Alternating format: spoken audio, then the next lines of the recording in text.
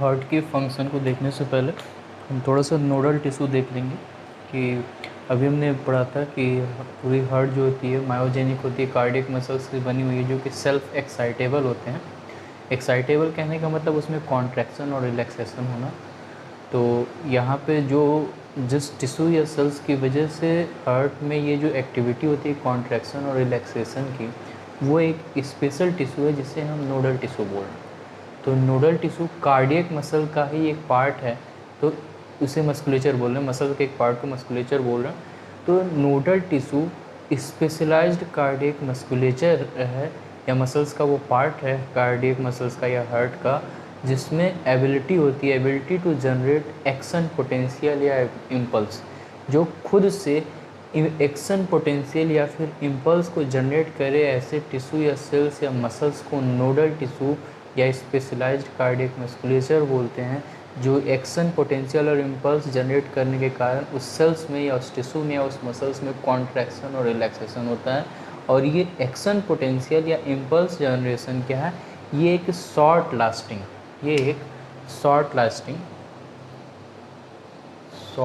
Lasting event है जो थोड़ी देर के लिए होता है। तो एक्शन पोटेंशियल या इम्पल्स आप सीधे तरीके से एक इलेक्ट्रिक शॉक या इम्पल्स बोल सकते हैं जो थोड़ी देर के लिए जनरेट हो रहा है। तो शॉर्ट लास्टिंग इवेंट है। तो जिस टिश्यू में भी ये इवेंट होती है, एक्शन पोटेंशियल जनरेट होता है या फिर इम्पल्स जनरेट होता है, थोड़ी देर के लिए एक शॉक या इलेक्ट्रिकल एक्टिविटी होती है, उस टिश्यू को ही नोडल टिश्यू या उस मसल्स को ही स्पेशलाइज्ड कार्डियक मस्कुलेचर बोल रहे हैं, क्योंकि यहाँ हार्ट से रिलेटेड है। और एक्शन पोटेंशियल क्या है, तो ध्यान दीजिए, किसी भी बायोलॉजिकल सेल या लिविंग सेल में, किसी भी बायोलॉजिकल सेल या लिविंग सेल में, मैं बताता हूँ, ये इसका एक्सटीरियर पार्ट हो गया, ये इंटीरियर पार्ट हो गया। यहाँ पे एक साइड में किसी या तो पॉजिटिव चार्ज की लेयर होती हैं और सेल मेम्ब्रेन के दूसरे साइड या दूसरे रीजन में, इंटीरियर रीजन में नेगेटिव। ये कुछ भी हो सकता है, या तो बाहर नेगेटिव या तो अंदर पॉजिटिव। जब एक साइड में किसी भी सरफेस पे, ध्यान दीजिएगा, किसी भी सरफेस पे ये स्टेट हो, एक साइड सिर्फ पॉजिटिव चार्ज और दूसरे टाइप नेगेटिव चार्ज, तो ये एक पोटेंशियल डिफरेंस क्रिएट हो जाता है, इलेक्ट्रिकल पोटेंशियल डिफरेंस क्रिएट हो जाता है। और इसी में अगर डिस्टर्बेंस हो जाए, या तो किसी पॉजिटिव चार्ज के बढ़ने या घटने से या नेगेटिव चार्ज के बढ़ने या घटने से, जब यहाँ पे कोई भी डिस्टर्बेंस क्रिएट हो जाती है, तो कहने का मतलब ये स्टेट अगर है, बराबर पोटेंशियल डिफरेंस है, जितने बाहर पॉजिटिव चार्ज उतने नेगेटिव चार्ज अंदर हैं, तो इसको पोलराइज्ड स्टेट बोलते हैं, इसे पोलराइज्ड स्टेट बोलते हैं। और इस पोलराइज्ड स्टेट में ही डिस्टरबेंस आ जाना, यानी कि पोलराइज्ड का डीपोलराइज्ड हो जाना। पोलराइज्ड में जब डिस्टरबेंस आ जाएगी तो ये डीपोलराइज्ड हो जाएगा। और जब भी कहीं लेयर में पोलराइज से डीपोलराइजेशन होता है, मतलब ये पूरा बराबर इक्वल था चार्जेस, अगर इसमें कोई डिस्टरबेंस आ जाती है किसी भी पॉजिटिव या नेगेटिव चार्ज के घटने या बढ़ने से, तो इसे डीपोलराइजेशन बोल रहे हैं। तो जब भी कभी ये डिफरेंस आ जाता है, पोलराइज से डीपोलराइज्ड हो गया, तो उसी को बोलते हैं, उस टाइम में एक इम्पल्स जनरेट होता है, एक्शन पोटेंशियल जनरेट होता है। तो rise and fall in electrical membrane potential. Electrical membrane potential क्या है? Potential difference between exterior and interior of a cell. तो किसी भी सेल के बाहर और अंदर में, किसी की सेल में बाहर और अंदर में एक पोटेंशियल डिफरेंस होता है, चार्ज का डिफरेंस होता है। जब ये अलग अलग हो जाए, सेम है तो ठीक है, जब ये डिस्टर्ब हो जाता है, अलग अलग हो जाता है, तो इसी पोटेंशियल डिफरेंस को ही इलेक्ट्रिकल इम्पल्स या फिर एक्शन पोटेंशियल बोलते हैं। मैंने बोला ये एक लेयर, एक सरफेस था, बाहर एक पूरे पॉजिटिव चार्ज, उतने ही अंदर negative charge.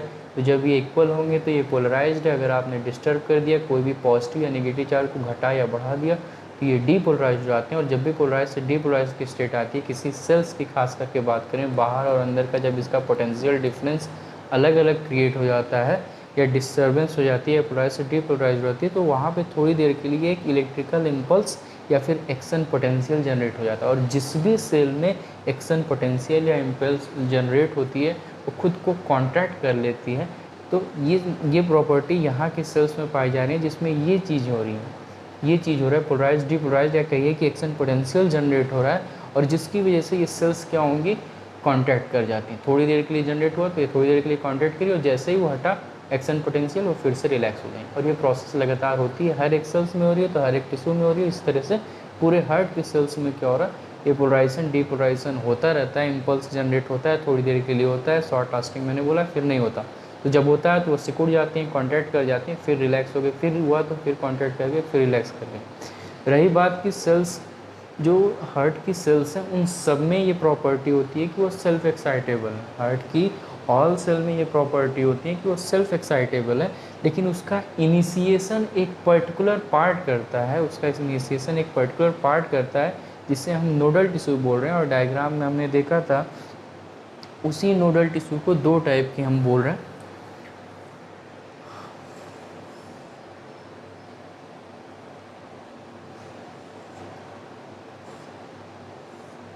Mainly nodal tissue ये राइट आर्टरिया से रिलेटेड है। तो राइट आर्टरिया में अपर राइट कार्नर पे एक नोडल टिश्यू पाई जाती है और लोअर लेफ्ट कार्नर पे राइट आर्टरिया में एक नोडल टिश्यू पाई जा रही है। तो ये सिर्फ आर्टरिया से रिलेटेड है, इसलिए इसे साइनो आर्टरियल नोड बोल रहे हैं।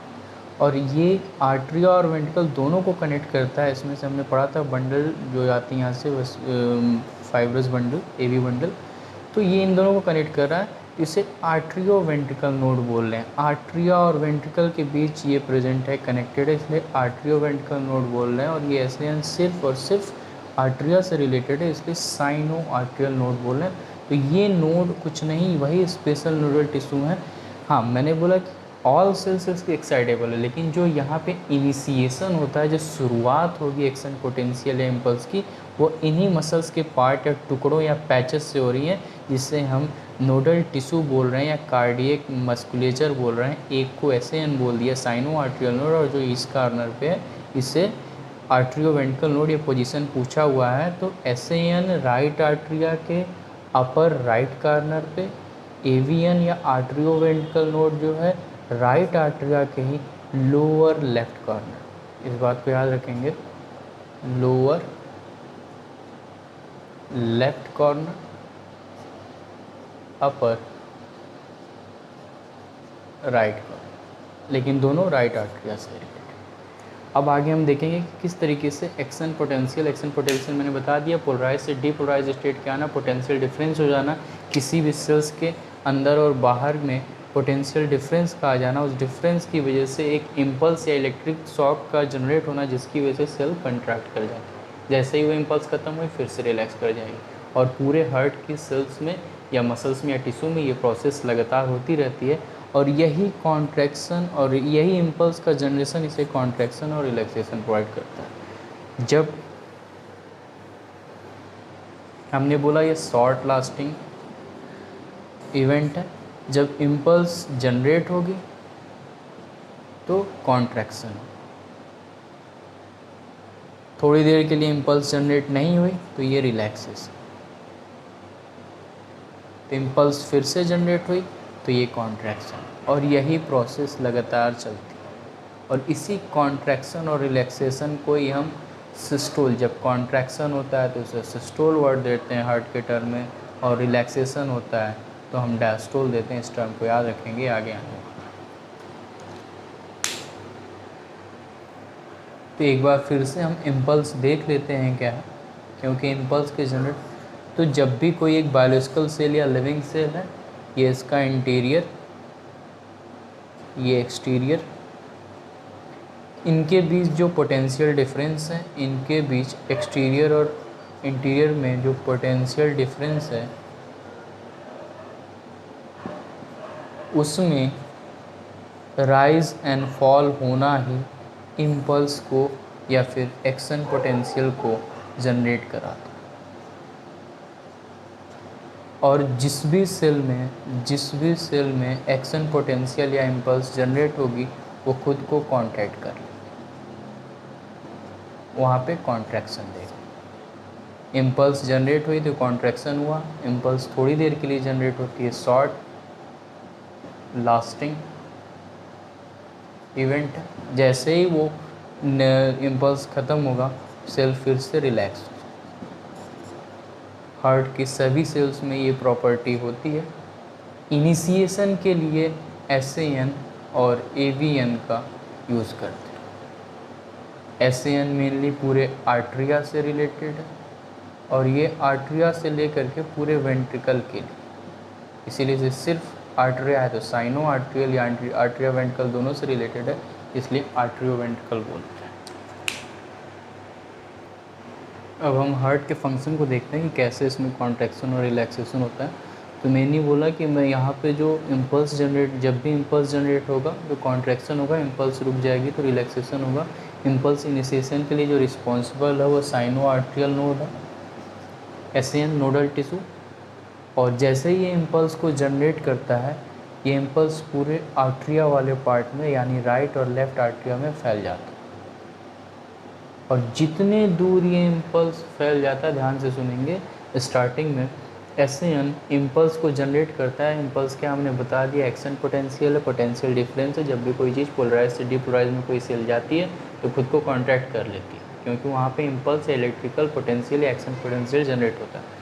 तो एसएन में वो प्रॉपर्टी हुई, यहाँ पे सेल्फ प्रॉपर्टी है, मायोजेनिक बोलना सेल्फ एक्साइटेबल होता है।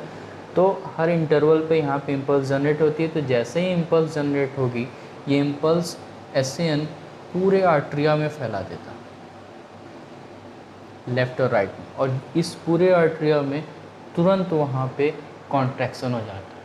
और कॉन्ट्रैक्शन होने के साथ ही इम्पल्स जैसे ही इस कोने पे पहुँचती है, राइट आर्ट्रिया के इस कॉर्नर में, लोअर लेफ्ट कॉर्नर में, इस इम्पल्स को ले लेता है एवीएन, आर्ट्रियो वेंट्रिकल नोड। याद रहे, जनरेट इम्पल्स ये नहीं करता, इनिशिएशन यही करता है, जनरेट इम्पल्स। जनरेट और इनिशिएट इम्पल्स वो एसएन करता है, एक्शन पोटेंशियल। इसी के इम्पल्स को या एक्शन पोटेंशियल को डिस्ट्रीब्यूट करने का काम एवीएन करता है, जनरेट ये करता है। नीट का क्वेश्चन है। तो इम्पल्स को इनिशिएट या जनरेट करने के लिए रिस्पॉन्सिबल एसएन है, ना कि एवीएन। ये इसी के इम्पल्स को डिस्ट्रीब्यूट करने का या आगे ट्रांसफ़र करने का काम करता है। आगे कहने का सेंस, ये खुद से तो पूरे आर्ट्रिया वाले पार्ट में इम्पल्स को जनरेट कर देता है, पूरे आर्ट्रिया के कॉन्ट्रैक्शन के लिए खुद रिस्पॉन्सिबल है। बट इम्पल्स यहाँ से यहाँ जैसे ही पहुँच रही, अब एवीएन अपने वायर के थ्रू, वायर कहने का मतलब एवी बंडल के थ्रू, ये इम्पल्स पूरे वेंट्रिकल पार्ट में, इस वाले से राइट आर्ट्रियोवेंट्रिकल बंडल से पूरे राइट पार्ट में और लेफ्ट आर्ट्रियोवेंट्रिकल से पूरे लेफ्ट पार्ट में ये इम्पल्स फैल जाती है। तो इम्पल्स यहाँ आई, ये पार्ट कॉन्ट्रैक्ट किया, उसके बाद इम्पल्स वेंट्रिकल वाले पार्ट में पहुँच जाती है, तो ये कॉन्ट्रैक्ट करता है। और यहाँ पहुँचाने के लिए रिस्पॉन्सिबल एवीएन और उससे निकला हुआ बंडल है, लेफ्ट और right AV bundle plus Purkinje fibre को ही बंडल ऑफ हिस बोलते हैं। तो फिर से ध्यान देंगे, स्टार्टिंग में पूरा हार्ट रिलैक्स रहता है, जिसे जॉइंट डायस्टोल बोलते हैं। हमने पहले ही बता दिया था, जब कॉन्ट्रैक्शन होगा इसे सिस्टोल बोलेंगे, रिलैक्सेशन होगा तो डायस्टोल बोलेंगे। और ये सिस्टोल और डायस्टोल दोनों के लिए, सिस्टोल एक बार आर्ट्रिया के लिए, एक बार वेंट्रिकल के लिए, डायस्टोल भी एक बार आर्ट्रिया के लिए, एक बार वेंट्रिकल के लिए। ठीक, आगे उसमें देखते हैं। तो स्टार्टिंग में पूरे के हार्ट के जो आर्ट्रिया वेंट्रिकल हैं, ये दोनों रिलैक्स मोड में रहते हैं, जिसे जॉइंट रिलैक्स्ड या फिर जॉइंट डायस्टोल भी बोलते हैं। तो जब तक कोई इम्पल्स जनरेट नहीं हुई, जॉइंट रिलैक्स या फिर जॉइंट डायस्टोल ये पूरा रिलैक्स पड़ा हुआ है। फिर अचानक से एसएन में इम्पल्स जनरेट होगी, और वो इम्पल्स जनरेट होते ही पूरे आर्ट्रिया वाले पार्ट में फैल जाएगी, और पूरा आर्ट्रिया खुद को कॉन्ट्रैक्ट करा लेगा, खुद को आर्ट्रिया कॉन्ट्रैक्ट करा लेगा।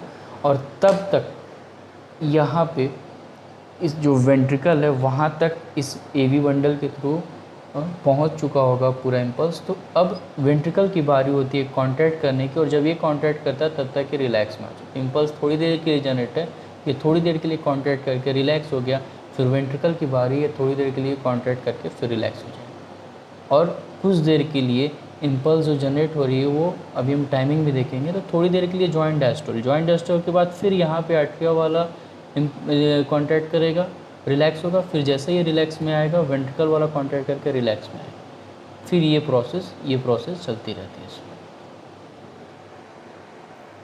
तो ये आर्टरिया का कॉन्ट्रैक्शन हो गया, रिलैक्सेशन, फिर इसका कॉन्ट्रैक्शन, रिलैक्सेशन, आर्टरिया का कॉन्ट्रैक्शन, रिलैक्सेशन, वेंट्रिकल का कॉन्ट्रैक्शन और रिलैक्सेशन। क्यों?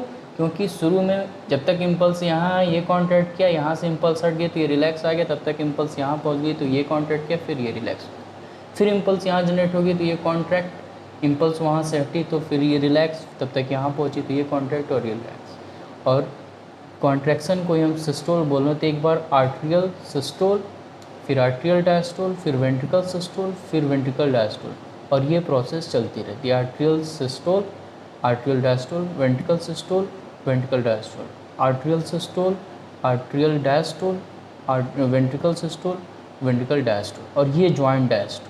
थोड़ी देर के लिए दोनों रिलैक्स स्टेट में डायस्टोल मोड में, इसको जॉइंट डायस्टोल या जॉइंट रिलैक्स पीरियड बोलते हैं।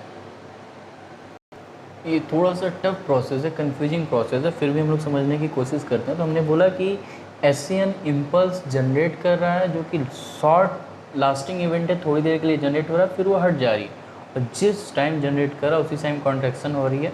अब ध्यान देना, जैसे कि इस कैप को हम लेते हैं, ये एससीएन था, इसको हम एज ए इम्पल्स लेंगे तो शॉर्ट लास्टिंग है, लगातार नहीं है, रुक रुक करके है, कॉन्टीन्यूस नहीं है। तो ये इम्पल्स जनरेट हुई, और इम्पल्स जनरेट होते ही आर्ट्रिया पार्ट में ट्रैवल करेगी, और ये पूरा आर्ट्रिया उस टाइम कॉन्ट्रैक्ट कर जाएगा या आर्ट्रियल सिस्टोल हो जाएगा। अब ये तुरंत यहाँ से यहाँ पहुँच जाता, जितने दूर यहाँ तक था उतनी देर में ये कॉन्ट्रैक्शन, आर्ट्रिया का कॉन्ट्रैक्शन या सिस्टोल होता है। फिर जैसे ये वेंट्रिकल में पहुँचा तो वेंट्रिकल कॉन्ट्रैक्शन होती है, और जैसे ये हटता है तो यहाँ रिलैक्सेशन, और यहाँ से हटा तो यहाँ। तो ये इम्पल्स ऐसे जनरेट होती है, ये एक बार आई गई, फिर जनरेट हुई गई, फिर जनरेट हुई गई, और फिर जनरेट होकर इधर चलेगी, आर्ट्रिया से निकली वेंट्रिकल से चली गई, आर्ट्रिया से निकली वेंट्रिकल से। तो जितने देर ये आर्ट्रिया पार्ट में रहती है ये कॉन्ट्रैक्ट रहता है, यहाँ से हटी तो ये रिलैक्स। अब जब वेंट्रिकल में इंटर की तो ये कॉन्ट्रैक्ट किया, और वेंट्रिकल से जैसे ही निकली ये रिलैक्स। और याद रहे कि ये जो यहाँ से इम्पल्स जनरेट हो रही है वो 0.8 सेकेंड में जनरेट होती है। ये भी हम देख लेंगे कि कैसे 0.8 सेकेंड में हो रही है। तो ये 0.8 सेकेंड में इम्पल्स जनरेट होती है इस एसएन में। कहने का मतलब है 0.8 सेकेंड में ये यहाँ से यहाँ निकल चुका है। उतने देर में ही ये कॉन्ट्रैक्शन, रिलैक्सेशन आर्ट्रिया और वेंट्रिकल का दोनों हो चुका रहता है। मतलब आर्ट्रियल सिस्टोल और डायस्टोल, वेंट्रिकल सिस्टोल और डायस्टोल, ये 0.8 सेकेंड के बीच में ही होना रहता है, और उसी बीच में जॉइंट डायस्टोल भी होना रहता है। क्योंकि हम बताते हैं,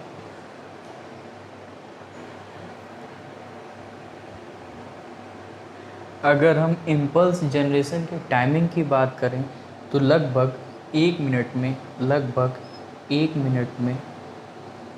70 से 75 बार, 70 to 75 टाइम ये इम्पल्स जनरेट होती है।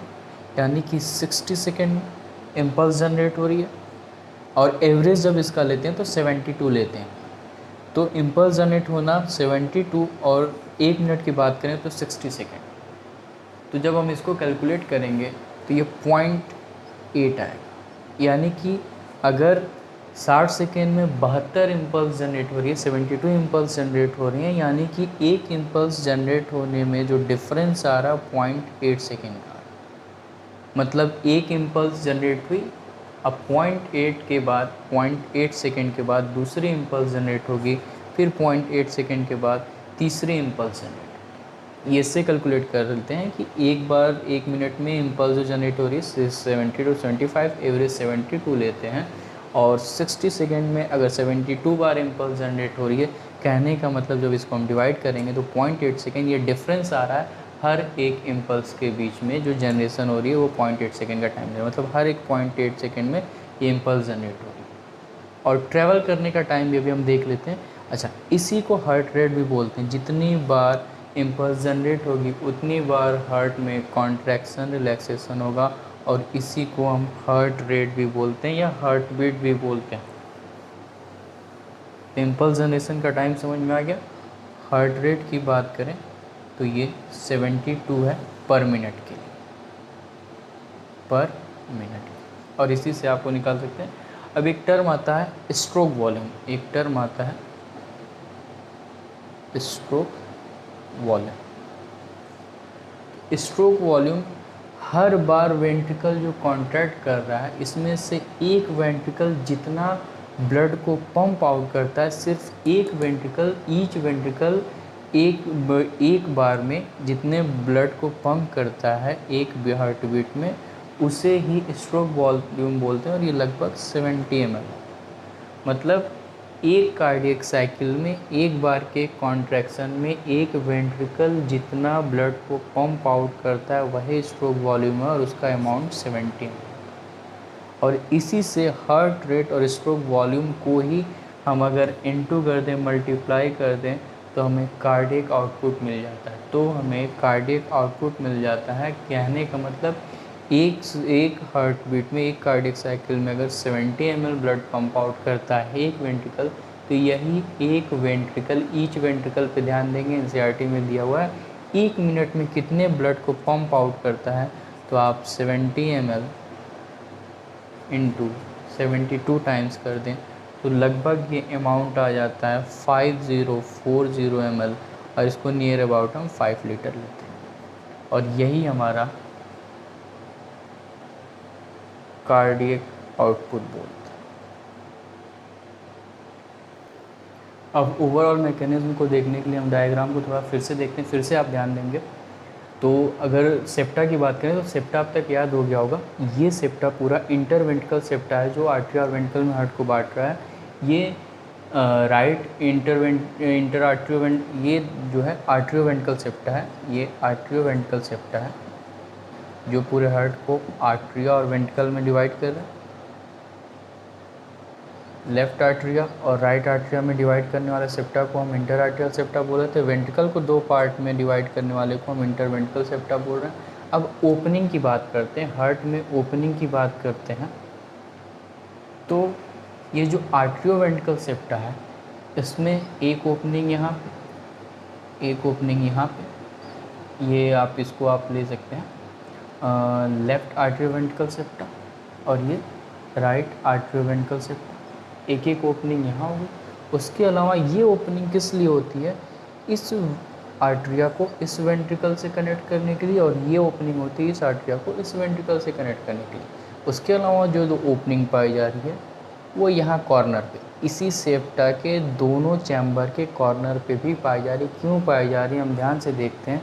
हमने बोला था स्टार्टिंग में ही कि ब्लड यहाँ से आता है। अच्छा, इसके अलावा ब्लड लेफ़्ट आर्ट्रिया, ये लेफ़्ट आर्ट्रिया है, ये लेफ़्ट वेंट्रिकल, ये राइट वेंट्रिकल, राइट आर्ट्रिया। तो लेफ़्ट हमने बोला था लंग से इसमें लेफ़्ट आर्ट्रिया में ब्लड आता है तो किसी ओपनिंग से आता है, ये ओपनिंग होगी, और इस ओपनिंग से फिर यहाँ से ब्लड इसमें आएगा वेंट्रिकल में, तो ये ओपनिंग चाहिए।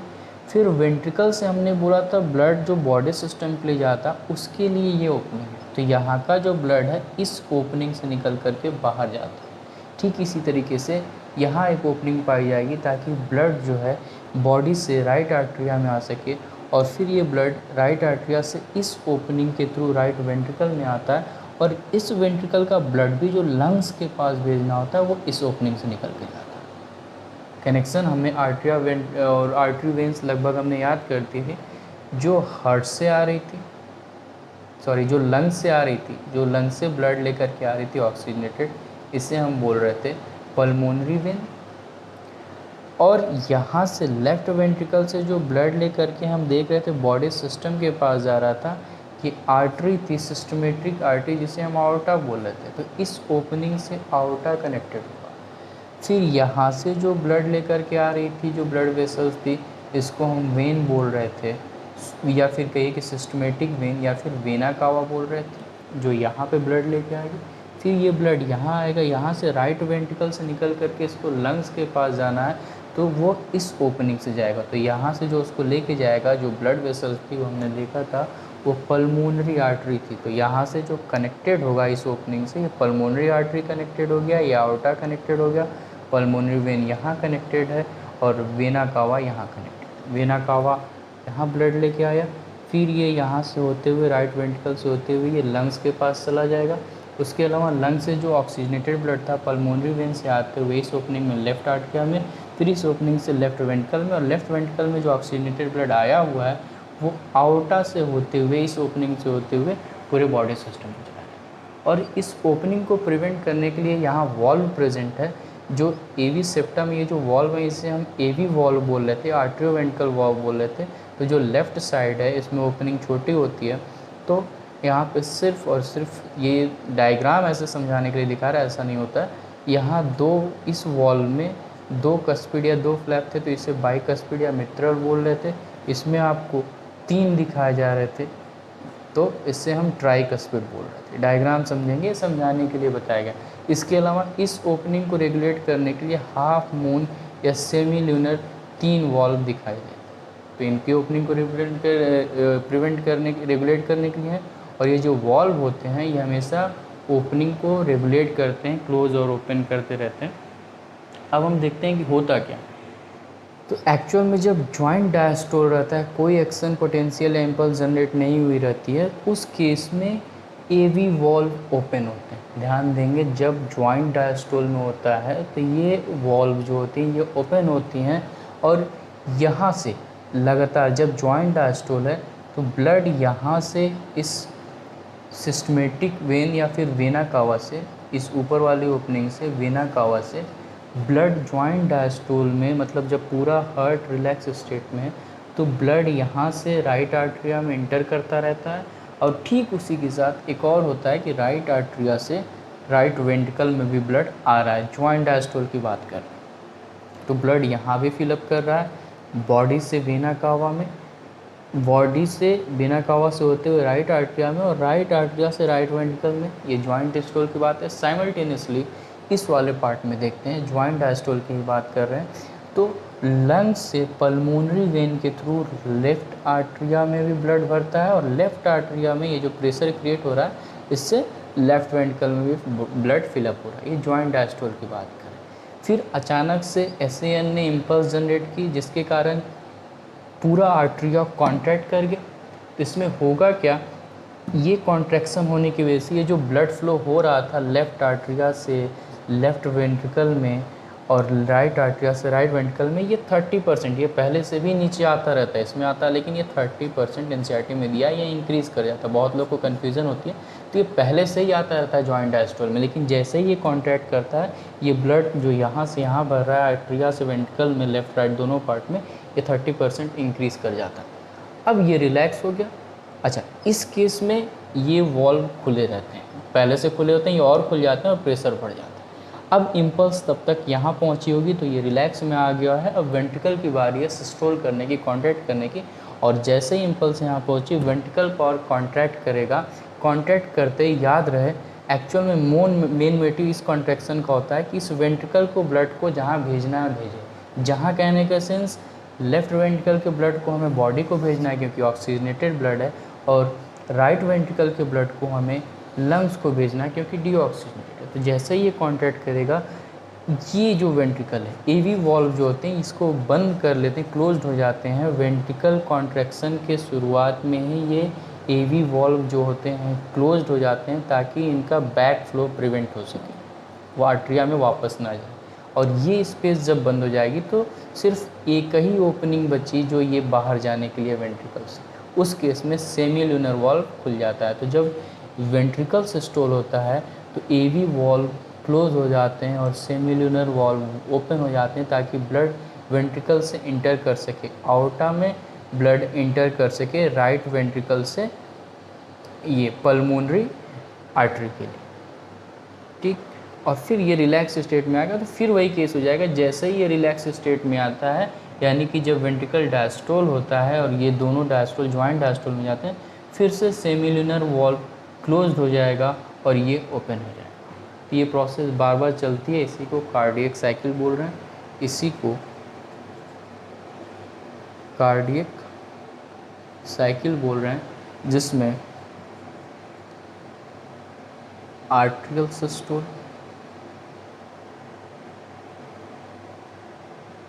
वेंट्रिकल सिस्टोल, साथ में आर्टरियल सिस्टोल के साथ